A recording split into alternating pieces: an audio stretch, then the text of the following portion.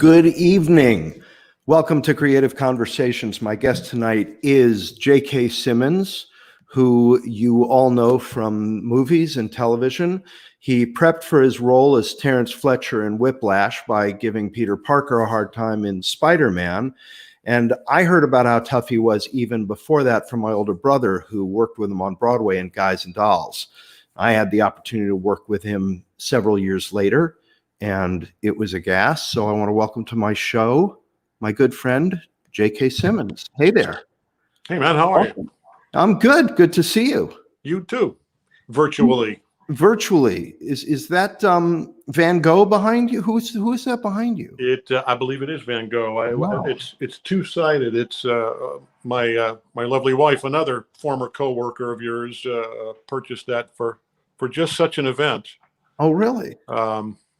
Yeah. Now I'm more centered on it. Yeah, very nice. Before we start, I have to tell you, my dad apologizes. I certainly hope so. I was speaking to him about 15 minutes ago, and I said I was going to be talking to you, and he said, please tell him I apologize.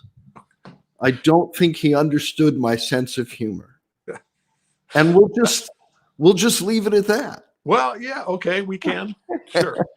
Do you remember? Do you know what he's apologizing for?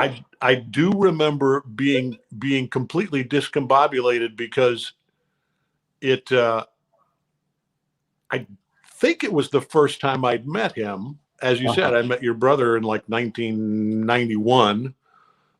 You and I worked together in 95. And I'm all but certain, and I met your mom, but I think the first time I met your dad was on a red carpet when red carpets were very new and foreign and nerve-wracking territory for me. And I was trying to be very serious doing whatever interview I was doing at the moment. And he came up, and we were there, I think, promoting different things, or it was an awards. I don't know what it was. Maybe during the Juno, around that time. And he just came up and planted a big wet kiss on me while I was on camera doing this interview that I was, nervous about and focused on. And I appreciated that, I think, more in retrospect than possibly in the moment. But it was a lovely encounter. Well, he described it as a little bit more intimate even than that. Well, he may have gotten a little handsy as well. That's what he said. He said he got a little handsy. Yeah. And what's funny to me is that he did that to you, and yet he tells a story all the time about, I think, Ed Asner getting handsy with him frontally. Well, like just latching on and saying, "How you doing?" He's just paying it forward. It's a beautiful there thing. You go. It's I hope I never have to experience that. Well, as long as we're in the COVID universe and we never see anybody in person, it won't be a problem. Don't have to worry about it. Okay. One thing I like to talk to people about, because it fascinates me, is origin stories. Not where did you go to school, where did you come from, but the idea of, I have such a clear picture of exactly where I was and what was going on when I said, this is what I want to do. And so I love to hear from other people. And I had George Wendt on last week, and I asked him, and George was like, well, I didn't know what the hell I was doing. I said, you didn't want to be an actor? He said, no, I didn't have any.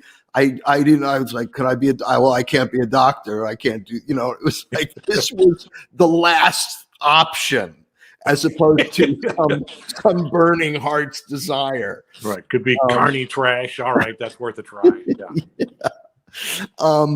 But I've looked at your bio and saw that your dad was in music. You came from an arts background, and I don't know that a lot of people know that you're. I don't know that you're a song and dance man, but you certainly sing, and you I was a distinct double threat in my Broadway musical days. Right. I could sing. I was learning how to be a decent actor, and I could stand in the back row during the dance numbers. That's what I did when Steve Beckler directed me in Guys and Dolls out in Seattle. You know, or I was carried around on people's shoulders, That waving. also, yeah, that was in my repertoire as well. Yeah. Or I could do the carrying, Yeah, either way, but right. as long as there wasn't any fancy footwork involved. The first rehearsal I ever left in tears was a dance rehearsal for Guys and Dolls. I think the only rehearsal I've ever left in tears. Yeah. I think other people left some of my dance rehearsals in tears, but yeah. But so where was it? How old were you? What was it that made you think? Because this leads into a whole other line of questioning that I have. But what was it that made you think you want to do this, and why did you want to do it? The moment that I point to was in college. I was a music student at the University of Montana. Very much the young, passionate artist, very romantic, very naive, and singing Brahms and these guys that I was in love with the romanticism of it all, and through a series of circumstances that are sort of tedious, ultimately, I ended up replacing a guy in a new local community theater that this genius Jim Caron had started.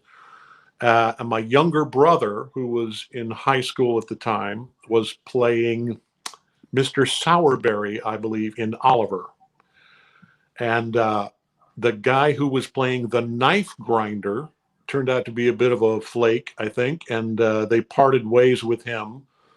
And my brother said, "Oh, my brother can sing, he could play the knife grinder and, be in the chorus." And so they asked me to do it, and I joined, and the rehearsals were already well underway. So during one of my first rehearsals, almost like a put-in rehearsal, on Broadway, because they were late in the rehearsal process, somebody was kind of shoving me around, in this big chorus number, and then you go here, and then you cross here, and, we're singing, and the singing part I was, very comfortable with. And it was the moment when Bill Sikes breaks through this jubilant chorus number and is carrying the corpse of his lover, Sally. And a guy who's become a very good friend of mine, Michael Morrison, was playing Bill Sikes. And when that, with the orchestra going and everything else, when that moment happened, both as an actor and as a, clueless human being put in, I was completely floored. I was in my joyous moment, and all of a sudden there was silence. I didn't know where to look. And then I looked over there and saw this Bill Sikes with just such anguish on his face. And it was so moving to me. And I was so swept up by that moment that, as I reflected on it later, I thought, I want to learn how to do that. I want to know how to have that effect on an audience.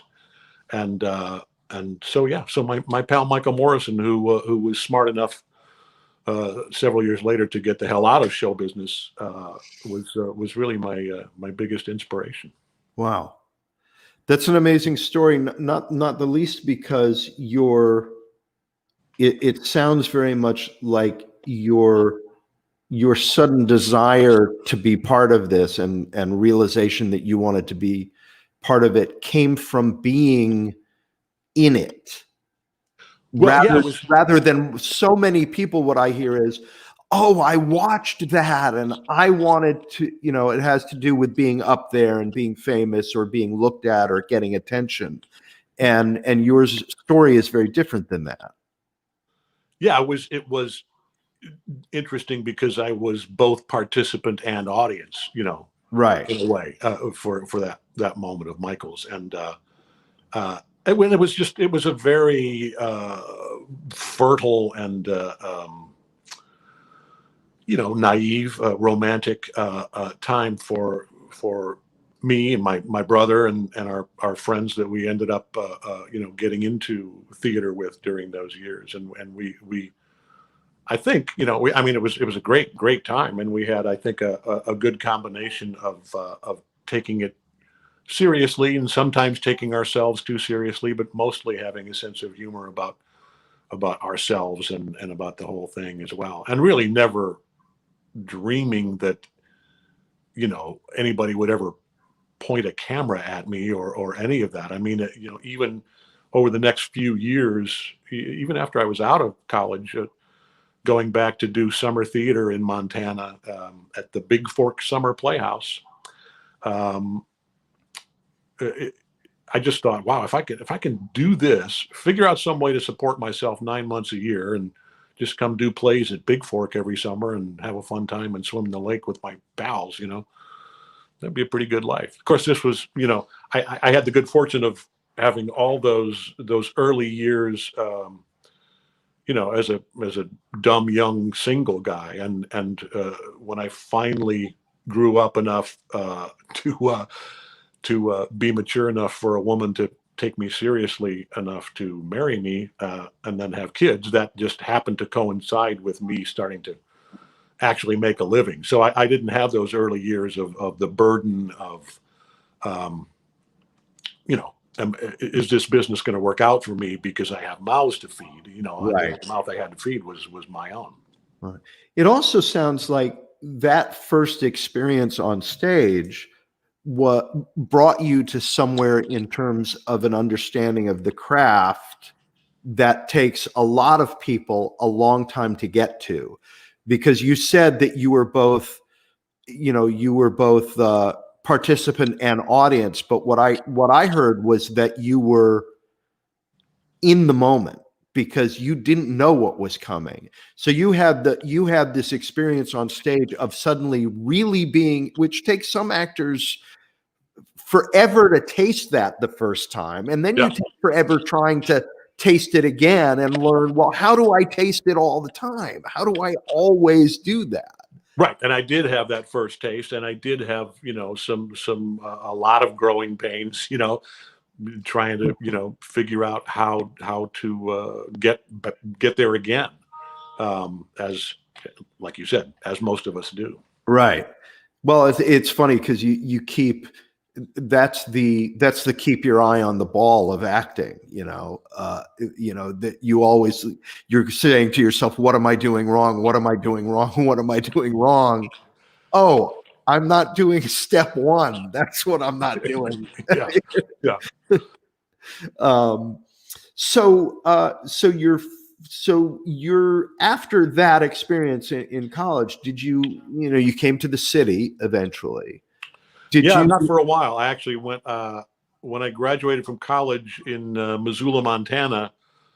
Seattle was sort of the big city to me, and several people who had graduated from there had moved to Seattle. There was a real burgeoning theater scene there. Even though I was in the music department, I sort of thought, theater was really what I wanted my future to be. But as far as I know, if somebody offered me, a job in the opera chorus at Seattle Opera, then I might have gone in that direction as well. So my first 5 years were in Seattle, where I got my equity card and worked at Seattle Rep and some of the smaller, bigger parts at some of the smaller theater companies and smaller parts at the Seattle Rep. And then was that when Dan Sullivan was at Seattle Rep? Yeah. And I had a chance to work with him twice there before he'd taken over as artistic director of the company. I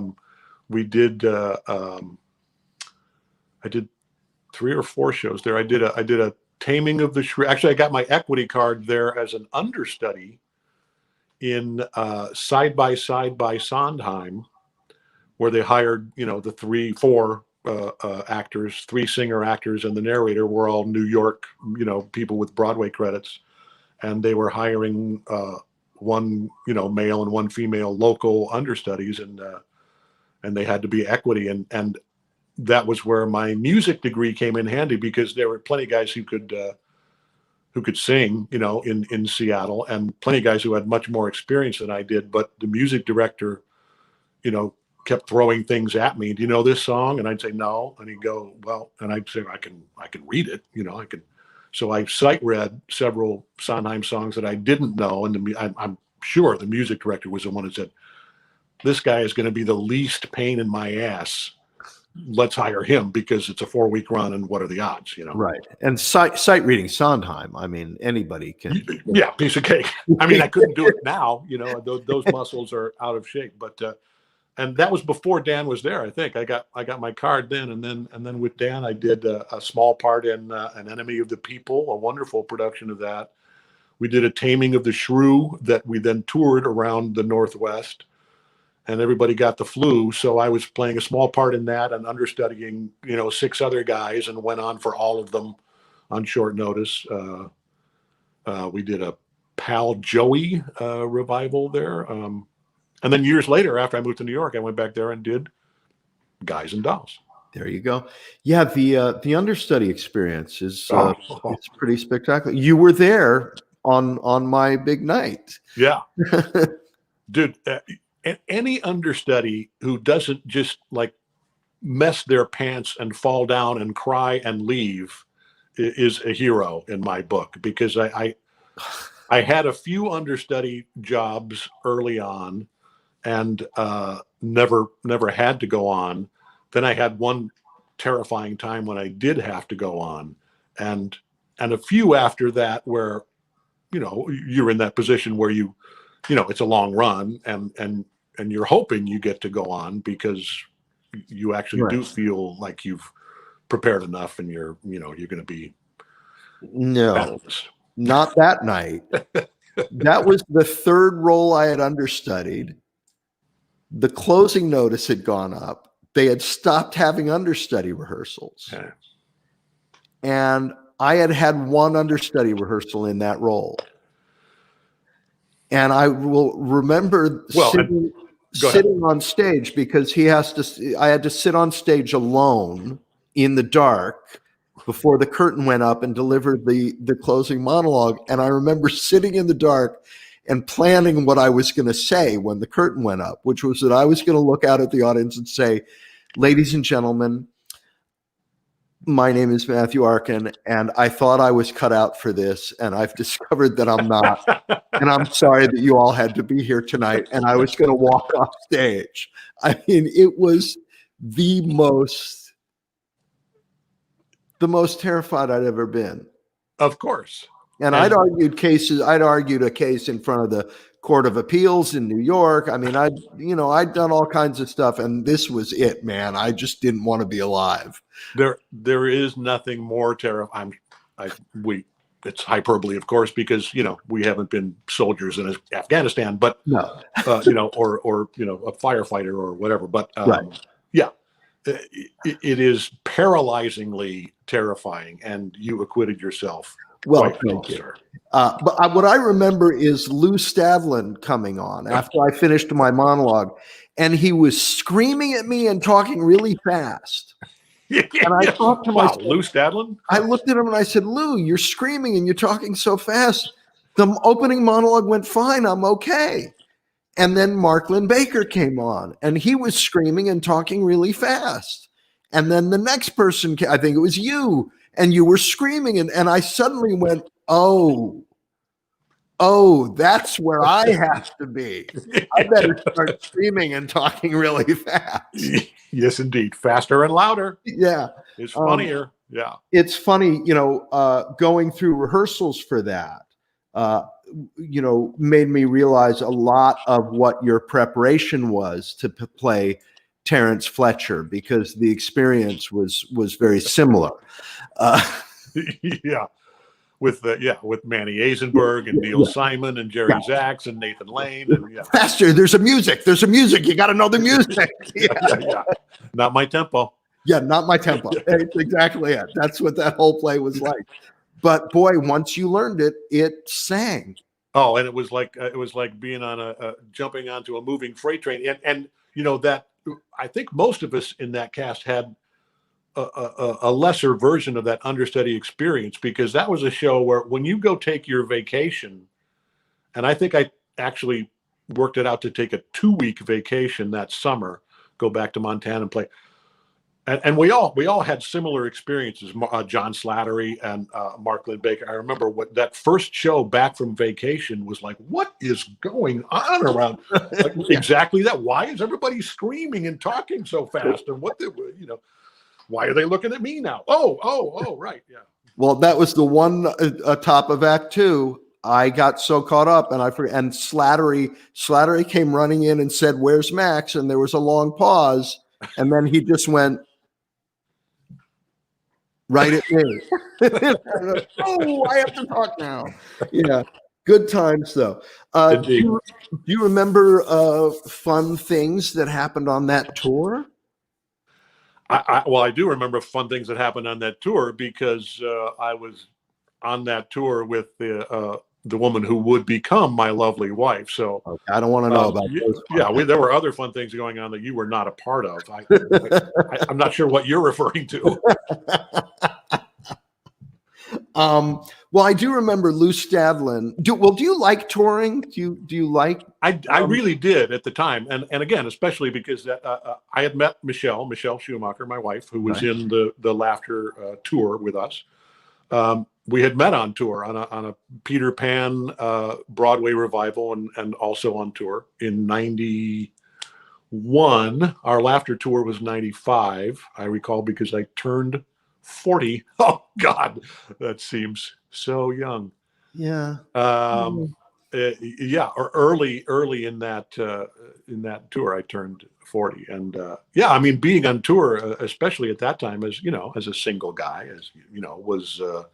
was great. I mean, you're making Broadway money and per diem, and Michelle and I were shacking up, so we were socking away some money, and you're staying at places that are better than your crappy walk up tenement in Hell's Kitchen sublet in New York, and seeing the country. It was great being on tour. And you have Lou Stadlin to tell you, everything about in every town. Remember? Yeah, I just remember him saying Carl's Chop House when we get. to Detroit, we're going to Charles. Carl's Chop House. And when we get to, by the way, not there anymore. Yeah. And I was from Detroit, and he knew Detroit better than I did. Yeah, and then he's like, and when we get to DC, we're going to Blackie's. It was all, he knew every steakhouse in every town. Yeah, that was great stuff. I had one of my favorite moments on stage ever was with you when we were in Los Angeles,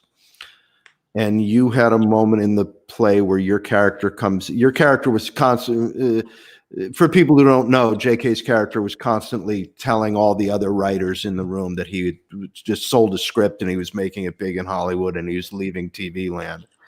And he came nobody in, ever believed. No, but we never believed him. He was full. And you came in the last act and were saying you sold your screenplay, and we all go, yeah. And you said something about 2 weeks, and you would turn to me and you'd say, "Look at these jokers, Lucas. 2 weeks from now, they'll still be writers for television, and I'll be sitting by a pool in Hollywood drinking iced tea with Rita Hayworth." And she passed away. Do you remember this? Vaguely now. Continue, please. She passed away, and none of us clocked it. Yeah. And we got to the theater that night, and we got to that moment in the play, and you said your line, and the whole audience just went, "Oh!"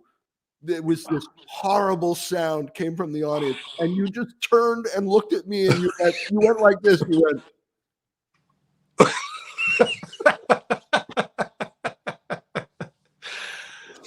Who knew? And of course, if we'd have done that in, Des Moines, it wouldn't have been nearly as big a deal. No, but it was. Yeah, everybody read the trades, and everybody would. Yeah, it was. We were the only 9 people in LA who did not know that she had just died. Yeah, it was hard. And then there was the night in DC where we all had the tour of the Holocaust Museum. And we got to the theater that night, and Alan Blumenfeld had to say his line where he makes a joke and nobody laughs, and we're all yelling at him. And he turns and says, "What is this? Nazi Germany? Let's kill another Jew." And we all looked at him like, that's not, now that tonight, that's not funny. Used to be funny. It was now funny not yesterday. Maybe it'll be funny tomorrow. Tonight, it's not. Because you don't want to see a Neil Simon comedy about a bunch of Jewish writers in a room right after they've had a tour of the Holocaust. that would have been the wrong night to be in the house. Yeah. I was, among other things, my character was the token Gentile in the room, and the guy who always, kept saying he was going to go to Hollywood and leave all this behind, and also the chain smoker, which I think it was a year or two after I had quit smoking, which was the hardest thing I'd ever done in my entire life, and then I was cast as this character who was basically all about how many cigarettes can you smoke in a 2-hour comedy. Oh, that's right. Oh, and the hair plugs. I forgot about the hair plugs. That's right. Which was also based on Neil, because Neil was one of the first victims of having hair plugs. So my character, Brian Doyle, had, I had a tiny bit more hair than this, not much. And I had this brilliant hairpiece made by the brilliant Paul Huntley that was like plug, plug, plug, plug, plug across here, and like 4 times longer than the rest of my hair. That was so brilliantly made, because it had to read in the theater, but not look like a complete clown show. And God, I'd forgotten about that. I had forgotten that aspect. That too. Michelle and I, my wife and I, were the two in the wig room before the show, because she had to have her platinum blonde thing going. Right. That's right. I remember. Somebody says hello. Hello to you. Ben Erickson from South Elgin says, "Hi, JK." Well, hey. I remember that we had, do you remember all the way stage right, where on the bulletin board, there was a piece of mesh in the bulletin board so that our ASM could speak to us when we were on stage. He could look through it and see what was going on. Wow, I did not remember that, but yes, now I do. do. And one night, Alan Blumenfeld comes out there and does his huge Mel Brooks crazy monologue, which always went over like gangbusters. But one night, it was really going over like, the audience was going crazy. And every night, when he finished the monologue, he would cross to me and do a little do-si-do with me and get a cup of coffee. And as he was crossing to me, he would give me a review of the audience and how he did that night. He'd say, "These people are duds," or I did really well tonight," or that was whatever. And this particular night, people were screaming and howling, and Alan was just having the time of his life. And Fred Orner, who was our ASM on the tour, I'm standing there with my cup of coffee, and all of a sudden from behind me, I hear, "Psst, Matthew." I'm like, "Who's talking to me?" Professional theater, ladies and gentlemen. Professional theater. I go, "Matthew." So I just back up a little to the bulletin board so he can talk to me. And he says, "Tell Alan his fly is down." And these were those suits from the 50s where the trousers, right. The fly was like... The fly is like 18 inches long. Yeah. And so Alan finishes the monologue, and he turns and he's walking to me with this look of pride on his face, like just king of the world, Ma. And he walks and he goes, "I killed it tonight." And I just said, "Your fly's down."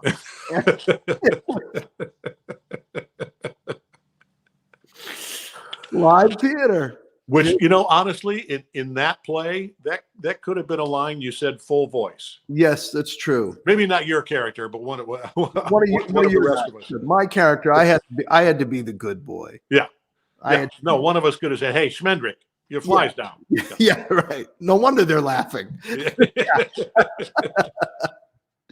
So, another question. So, you ruined like the other. No, you didn't ruin the other question I want to ask. So you had these reasons for getting into it at the beginning. You said, I believe, I want to make people feel that. I want Yeah. to what that fella felt them. Well, and chicks. I mean, let's be honest. But continue. Wow. I mean, the music nerd girls were fine, but the theater girls, that was. But continue. No, this is all about art. It's so funny that you say that, because every time I start dating somebody, the very first question that I get asked is she an actress? She's not an actress, is she? Yeah. No, and I went through that with myself over the years too, because I was like, every time I was like, nope, not another actress, not another actress. Oh, hello. Yeah. The problem, though, is that if they're not in the business, they do not understand what we do. Yeah. And, if I was an accountant where I did not want to talk about my work when I came home, that would be fine. But this life is a little different. Yeah. But has it evolved for you, the things that are important about what we do? Do you have any sense of mission or purpose? I mean, certainly there are jobs that come along and go, oh, this will be fun. But are there things that you look for because you feel like they're things that you want to say? I have very personal feelings about this. I think at its core, it is fundamentally unchanged. I'm still doing it for what I often refer to in my preachy way to or about young actors as the right reasons, to be a storyteller, to to impact people in a wide variety of ways, from making them crack up and forget their troubles to making them examine their troubles. Certainly, as both my career and more importantly my life have evolved, and Michelle and I got married and we had kids, then there was of necessity a level of responsibility that entered into it, and I had some experiences early on after Joe was born, our oldest, being away from home, like getting an opportunity, oh, a movie, and Brad Pitt's in it, and oh wow, that's and finding myself just incredibly unhappy because I was in the anus of Mexico, and my wife and kid were far away, and I learned. I wish I could say I had learned better or more effectively from that experience, and was able to. Oftentimes, and I'm sure I'm sure there are different perspectives on this. I know there are, from my wife and our kids, to try to prioritize, balancing a great job opportunity with, is it worth being away from your family for? And that was really behind our decision to move to LA from New York in '03, and a big part of my decision not to do another play with you at around that same time, rounding third. Yeah, I have not forgiven you. I hesitated to bring it up. I just wanted you to know that, again, that's why my wife and my children were just a little bit more important to me than your fine self. Wow. Deal with it. I have to call my therapist right now. Talk to me, if you would, just to get serious for a moment. King of Bacchus. I want to discuss that for a little while. Well, it had always been my dream to be in a parade and injure my shoulder throwing junk at people.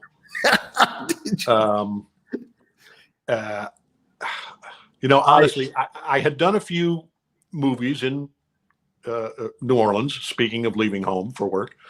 And made a couple of pals locally, and was encouraged a couple of different times. Oh, you should, come back for the Mardi Gras and ride in the parade. And I thought, yeah, okay, sure. And the one year I was actually there shooting during Mardi Gras, we had, that's, of course, Mardi Gras is, for people who have lived around there or experienced it, it's Fat Tuesday, but it's like a week. And we foolishly, they had originally planned on shooting like the day before, like the Monday and Wednesday of the week of Mardi Gras. And then some of the locals said, you don't want to do that. So we had Friday, Saturday, Monday, Tuesday off. So I was like, well, I'm getting out of here and going to go home and, see my wife and kids. And, I'll see you after, when everybody's picking up the pieces from the parade. So that was the closest I had come until the crew of Bacchus invited me to be the king, and said, I said, can I bring my wife and my kids? And they said, you can bring whoever you want. We are rich businessmen in New Orleans, and we'd love to have you, and we'll treat you like the king. So a bunch of friends and my wife and in-laws and this and that came, and we did our we're kind of old version of partying in New Orleans at Mardi Gras. That's Michelle and I probably danced more at the end of that parade than well, she's actually a dancer, so yes, she used to do it professionally, but for me that was the most that I actually spent out on the dance floor with her in a long time, and it was great once you sort of embrace the silliness or absurdness of it. It's a great event, and I made it my mission to get beads along that parade route, and it wasn't anywhere near the sort of craziness and of every woman out there flashing her breasts and all that. It was really pretty PG. I mean, there were plenty of people out there enjoying a beverage, but I made it my mission to make sure every kid who was screaming for something got some stupid little plastic bauble thrown from the King of Bacchus. Oh, that's nice. From the guy from the Spider-Man movie, right? I mean, that was, yeah. There were so many wonderful photographs of the King of Bacchus, which I felt I couldn't just poach off the internet and share for copyright reasons. But if anybody out there listening wants to Google your name and King of Bacchus, they're in for quite a treat. Well, and that was, I don't know, how many was that, 3 years ago? I was the 50th King of the Golden King of Bacchus too, which was quite an honor. It was really cool. Really cool. Dat Jeeves, I don't know if this is a friend of yours or somebody somebody's asking, what are the biggest differences for you between theater and film directors, and what do you think they can learn from each other? That's a really good question that I don't think anyone has ever asked me. I of course thought he was going to ask about the difference between the acting. Well, I think because I started out in theater and then segued into film and really haven't had an opportunity or haven't made an opportunity to go back to theater. Although this was the year I kind of thought, maybe this would be a great year to go do a play in New York. Yeah. That's what I thought about a year ago. I think there's a people talk about film is a director's medium, theater is an actor's medium, and television is a writer-producer's medium. I think there is truth to that, largely because of the editing room, which a theater director does not have. So I think something that film directors could learn from the really good theater directors like Mr. Jerry Zaks that we worked with, Dan Sullivan, many others, is a communication and a trust and a respect for the actors, because, and again, I've worked with some stunningly brilliant, wonderful film directors who do this, but I think there can be a tendency to just view the actors as chess pieces on the board that it's your job to manipulate, and then you're going to further manipulate it in the editing room anyway. Sometimes in opposition to what the actor thinks he's doing. Am I just sounding incredibly bitter and angry now about? No, you sound no. It's true, and I'm glad you're talking about this because I just got another message that it turns out that Dat Jeeves, who asked the question, is one of my is Jeevan, a student of mine from one of my classes at Dodge Film School, who's a directing film student down there. So he needs to hear this about respecting the actor.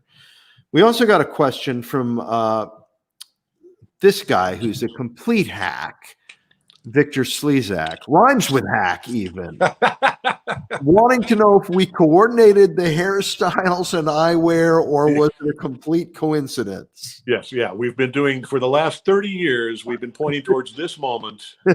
Let's both be bald and blind in 2020 during the pandemic. Thank you, Victor, for pointing Hey, Victor, out. It's good to hear from you. Another one of my favorite actors, by the way. And mine as well. Just spectacular. That was redundant. And mine or mine as well. Sorry. Mine as well. And another student of mine wants to know what it was like preparing for the Whiplash short versus the full feature. Was it always clear that it was going to be part of a larger story? No, it wasn't. It was brought to me by my pal, the wonderful Jason Reitman, to whom I owe much. He emailed me the script for the short and the feature. I think there's still some misunderstanding out there that Damien wrote it as Damien, who was a child at the time, wrote it as a feature. And then the idea of doing a short, sort of condensing a sequence into a short, was something that he and Jason, had talked about during the early days of, can we get this thing mounted? And Helen Esterbrook, I think it may have actually been her idea. So by the time they, Jason had talked about, hey, maybe this guy would be good to play the band conductor, and Damien was open to it. They sent me both scripts and set up a meeting with Damien. I read both scripts, and this was obviously where we were only going to make the short, and then the hope was the short will generate enough interest that they can get the budget to make the full-length film. I went to meet Damien, and like everybody else in the world, I didn't know who Damien was at that time. I think he was 23 years old. Wow. And this is, I'm going to just digress like crazy. When I read the script and thought, this is, first of all, absolute genius, brilliant, one of the best 2 or 3 scripts I've ever read in my life. It's about jazz music, a quintessentially American art form, and a largely Black American art form. And this writer is named Damien Chazelle. I'm envisioning Antoine Fuqua. Right. I'm seeing he's got to be this jazz cat with a beret on, or something, Right. And so I go to meet him at the Daily Grill here in the Valley, and I walk in, right on time, and I'm looking around, and there's it's like if you filmed this, nobody would believe it. Like in my vision, and I kept looking past him, is this skinny sort of pimply faced 16-year-old going, JK, and I go, oh, hi, yeah, hi, Damien, and we sat down and talked, and now remind me what the actual question was. How is it different preparing for the short? Yes. Well, in a way, it was very similar because I had the knowledge of the entire screenplay with me when we did the short. And Johnny Simmons, who played the role, who played Andrew Neiman, which I still pronounce wrong because my character did, in the short film, the role that Miles Teller played in the feature, and they were both. I mean, Miles was so brilliant in the feature, not only in the finished product, but as a collaborator on set. Johnny was equally great in a very different way, more of a deer in the headlights kind of way. And Damien was a much different and more mature director when we did the feature. It was about 20 months, maybe in between, 18 months between doing the short and doing the feature. So I did have the benefit making the feature or making the short. I had the benefit of the entire story, which really was the kind of backstory stuff that you might invent for yourself, for a short piece like that. But it was all there for me, and the same with Johnny. The preparation was in a way a little more intense because the sequence that the short film covers is the Andrew's first day in the studio band, and it's just the two of us going toe to toe the entire time. So there were, even though the feature shoot was very intense too, the short, and I don't remember if it was 2 days or 3 days, but it was bang bang bang, knock it out for a 20-minute short, I think, or 17 or 18 whatever minute short.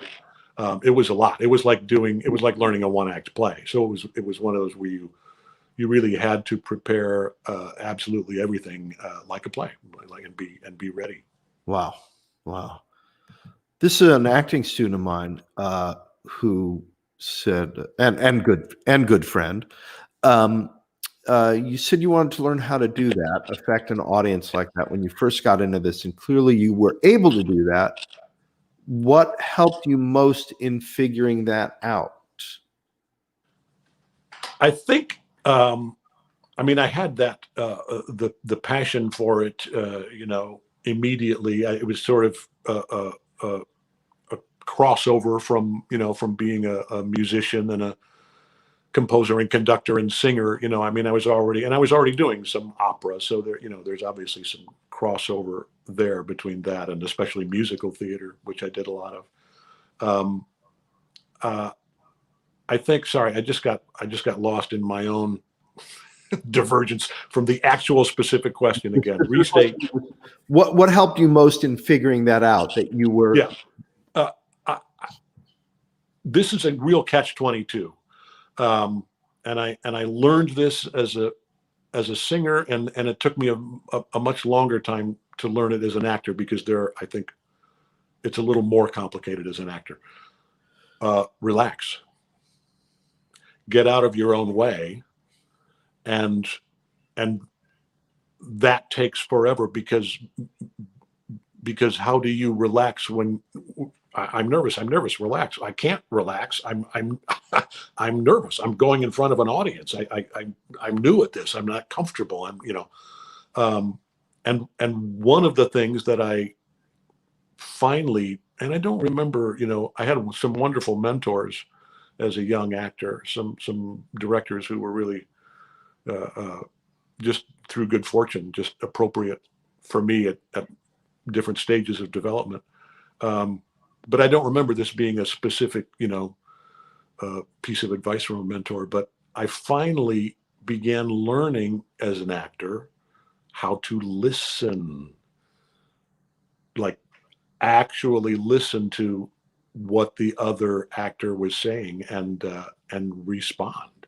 And it's, again, so elementary, but simple, but difficult. Well, I think it's the hardest. It's the hardest thing to finally learn. I'm sorry. What'd you say? I wasn't. Yeah, I know you weren't paying attention. Well, that idea of I remember in my youth, my dad and then my acting teacher Uta Hagen basically saying, "Stop acting." My dad would say, "Stop acting," and Uta would say, "Well, it was really good. It was really intelligent, but you knew what was coming." And I was like, of course I know what's coming. I rehearsed it. How do you not know what's coming? And it's that returning to that not knowing that's what's coming when you were a little kid. and you allowed your imagination to take over, and you pretended. And I often liken it to that we all do it when we're watching Casablanca for the 47th time. We all go to that place of maybe this time she'll stay with Rick. Maybe, maybe she, even though we know, right? So we allow ourselves to do it as a viewer every time we see a movie that we love a second, third, fourth time. And it's that same thing. It's allowing yourself to do that on stage. Night after night after night, 8 times a week. Maybe this time he won't slap me in the face. Right. Maybe or in film or television too. Take after take after take. Interesting. Which is why I mean, obviously, another significant difference between acting on stage or the vast majority of acting on stage and acting for the camera is you tend to have in camera acting a lot of times, more room to improvise and make it your own or paraphrase at least, unless you're working for the Coen brothers, because they know so exactly what the final cut of the movie is going to look like when they've finished the first draft of the script. Right. But I came to really appreciate over the years of camera acting the times when you do have that leeway, and again, the Coen brothers, you shouldn't have that leeway with them. No one should. No. But oftentimes having that leeway, and that was one of the great things about Damien too, is when we did the feature, was that he was comfortable enough at the time and to realize that he'd written absolute brilliance, that every syllable on the page was gold, which Miles and I and everybody else in the cast realized too. But that Miles and I fed off each other and went off script frequently, and some of that ended up in the movie because Damien saw how raw and real and usable it was. Right.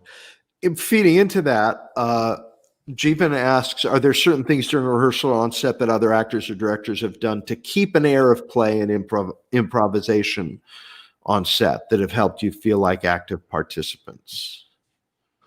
I'm not sure about during rehearsal, other than just sort of stating that, other than just saying don't worry so much about. I remember I did a tiny part in a Woody Allen movie very, very early on, and went to his office to meet with the casting director and got put on tape, and actually was in the room briefly with Woody, and very nervous, and then on the day that I was doing my one little scene, sitting in my honey wagon for 6 hours, waiting for the scene like a newbie day player would, and then memorizing my little. It was basically a kind of a spiel that my character had. He was hawking souvenirs, and getting to the set, and Woody saying, the words, just say, just have fun, and that was the first time, and I didn't really have the self-confidence and the experience to know what to do with that at the time. I still stuck, I'm sure, 95% to what he had written, but that was the first time I went, oh wow, no wonder your movies are so naturalistic and and wonderfully acted. This fellow wants to know what you look for the first time you read a script, and why do you consider playing the yellow M&M the greatest role you've ever had? Not the greatest, the sweetest. Oh, okay. Yeah. Yeah. Well, this is one of my students, by the way, who just calls me, "Hey, Arkin," which I've never quite understood. I never have been able to figure out where the professor part went. The professor went away, and suddenly it's implied. It's implied. Yeah. Okay. Yeah. I got distracted by the M&M question. He wants to know what do you look for the first time you read a script? I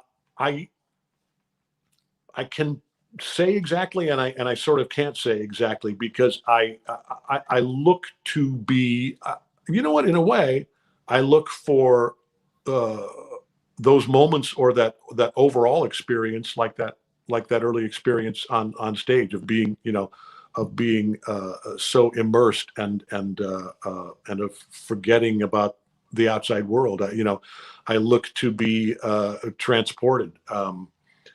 I mean, I also look for, a character that, and I've been reading a fair amount recently of like sort of potentially interesting things.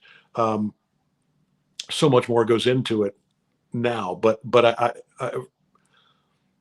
I look for a character that I feel like I can understand, uh, empathize with, not necessarily agree with, but just understand, just relate to, and a character that I feel like I can do a good job of portraying, because I've read really good scripts where I think, wow, this is such a good piece of writing, but I'm already thinking of five other actors that are going to be better in this part than I would be, and I just don't Oh, stop. identify. I don't. Oh no, believe me. And there's plenty of parts I've played where I'm like, nobody on the planet, and it's partly ego, of course, but it's also just, you just get it. You understand a character, and even in the first read through, and think, I have to do this because because I want to, because it'll be great, because it'll be fun, but because I'm the best guy for this. I'm the best guy for this that I can think of. There's a couple of roles there where I read the script the first time. I said, this is mine.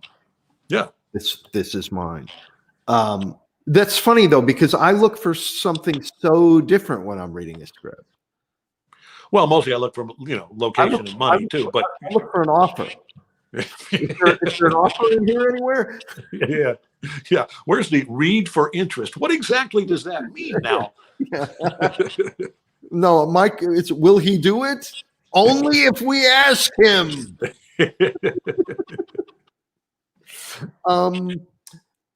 I think I know the answer to this, and then I'll start to get away from the deep questions. Please. I think this is the last deep question I have, and I think I know what your answer is going to be because I've worked with you. But the question I always ask everybody is method or toolbox? Well, both.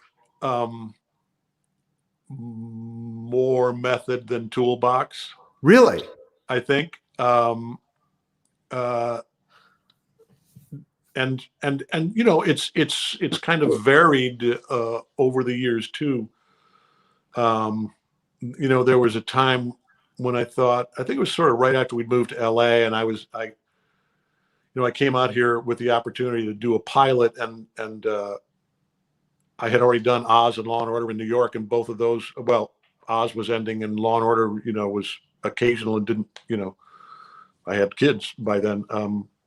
So I came out to LA, the family came out to LA. I had a pilot that, we felt very good about, that of course ended up not lasting.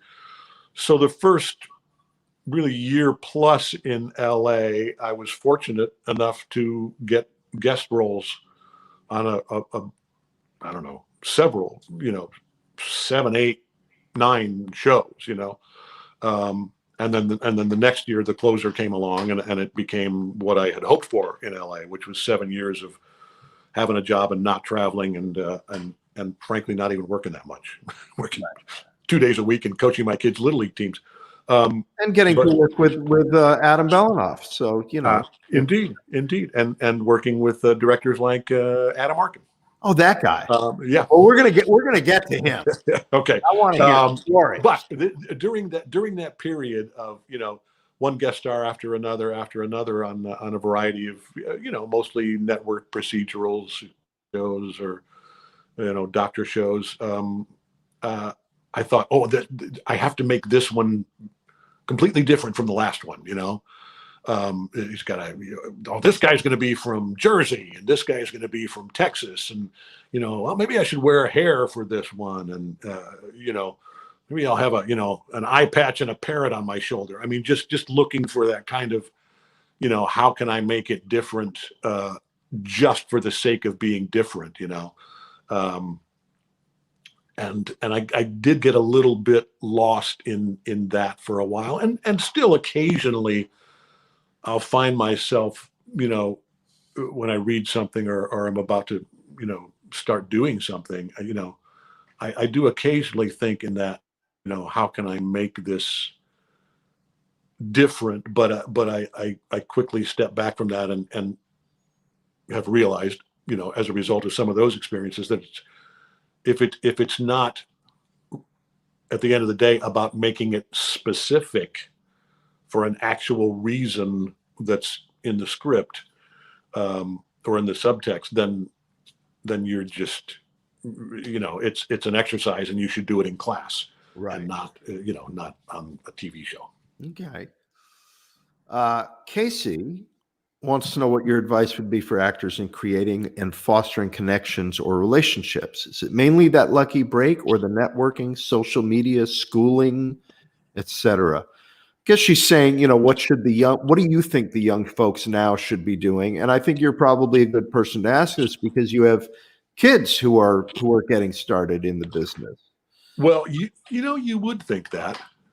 Well, I hear that you would also think you actually encouraged them. I don't know, encouraged. I think both Michelle and I, wanted to always lay everything at our kids' feet, and everything is an opportunity, and see what they were attracted to. Our son is 22 and is a musician. They're both in college, and our daughter is a second-year acting student. So right now she's completely immersed in, the educational aspects of acting. When she first expressed an interest in it, it was a little bit of a concern, because it was the same time, it was in the Whiplash time, when I was, every week somebody was handing me a trophy, and we were on every red carpet in town, and she was in her, whatever, 14 years old, and very impressionable, and came to some of the events with us, and she thought, oh well, this is pretty great, and it was, Michelle and I were like, yeah, if you want to be an actor, this is not why you want to be an actor, because this is an aberration and not, real life. Having said that, in terms of practical advice for networking and making yourself somehow visible, I have virtually none. I don't do any social media of any kind. When I was I was about to use the word struggling. I was never struggling. When I was a young actor, pursuing work, that was in the days when you put a stamp on a postcard with your picture on it and mailed it to a casting director and tried to think of something clever to say. And you went to every cattle call at 46th and Broadway at the Equity Building, and threw stuff at the wall and hoped that eventually something would stick. It's such a different universe now than the one that I flailed around in for so long before getting one fortunate break after another. So I'm honestly no help. The advice I generally give to young actors or aspiring actors or acting students is more about the craft itself, the art itself, and which ultimately the greatest lesson to me boils down to just learning how to listen. And I think obviously we can all incorporate that into our lives. Listen to your acting teacher, Professor Matthew Arkin, and obviously listen to your scene partners when you're up there on the ice. Wow, I've so no help at all. Well, I don't know. I've just always been a big fan of your Instagram feed. I follow that really. Well, and of course there have been, Twitter, Insta, Facebook, there have been J.K. Simmons, I've had friends and relatives that have, had shut them down for me from time to time. So Yeah. rest assured, if it's out there and says it's J.K. Simmons, it's either another J.K. Simmons, which I know that there are some actual other J.K. Simmonses, but if it's one masquerading as me, it ain't me. It ain't you. Yeah. No, I know that about you. Well, before we go, any good dirt on my brother? Anything I can use on him? Just Well, yes, but we'll go into a little private chat room. we can do well after I roll the credits, which I'm about to do. I'm going to let you go because I know you want to get back to your family. But I had a great time with your brother, by the way. We met, just so people know, in the Broadway revival of Guys and Dolls, directed by Jerry Zaks, who Matthew and I worked with on Laughter on the 23rd Floor, who was a genius comedy director on Broadway. Your brother was the first? Yeah, Nathan was leaving for 6 or 8 weeks to do a film, and Adam took over for him to play Sky. To play Nathan. To play Nathan Detroit. And I was playing Benny Southstreet, who was basically stapled to Nathan's hip for, 2/3 of the play. So we were, yeah, we were. And when I did it in Seattle, Doug Carfrey played Benny Southstreet. And when the costumes showed up, because Steve Beckler directed it, it was basically remounting the Broadway production. We had the sets, we had the costumes. And when my costume showed up, and I put on the jacket the first time, and I looked inside to see who wore it before I did, it said Adam Arkin. So of course it did. I was wearing his suit. It was pretty spectacular. But no, this was great. So stick around after the after the closing credits, and you can yell at me for embarrassing you so much. Obviously in this business, I'm so beyond being embarrassed by anything. No, but this was really great having you here. It was a wealth of information, and it's been great to see you again. And I'll see you in a couple of minutes. Yeah, man, it was my pleasure. Thank you for having me, and thanks everybody for checking it out. Take care. Subscribe to this channel if you haven't already. Yes, please do. Next week, Davey Holmes, who is a writer, producer, showrunner, creator of Get Shorty, worked on Damages, worked on Shameless. He'll be my guest next week, so tune in for that. See you later.